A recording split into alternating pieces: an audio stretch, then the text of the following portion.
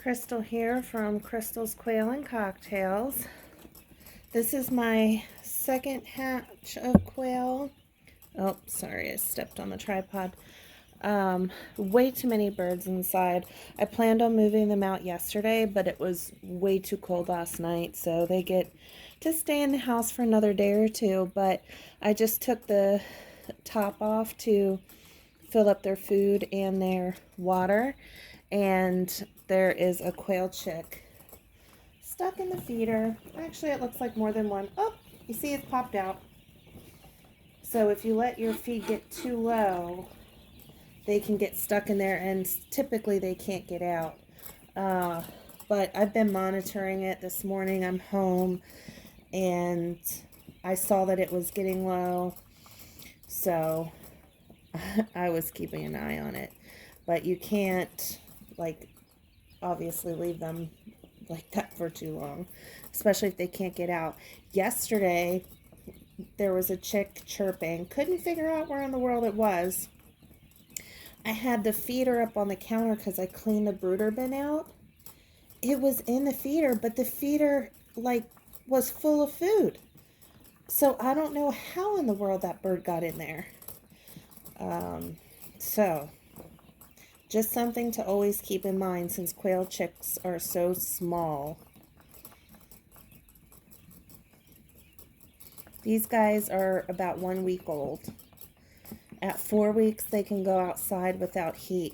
So they really grow pretty quickly. These guys are feather sexable. So what that means is at 3 to 4 weeks, when they have their chest feathers in, the boys will have solid chest colors and the girls will have speckled. So, and like I said, they're a week old. At about a week and a half, they'll be able to jump out of this bin. So another reason why to move them outside quickly. So I have 2 of these bins full of quail. I have 158.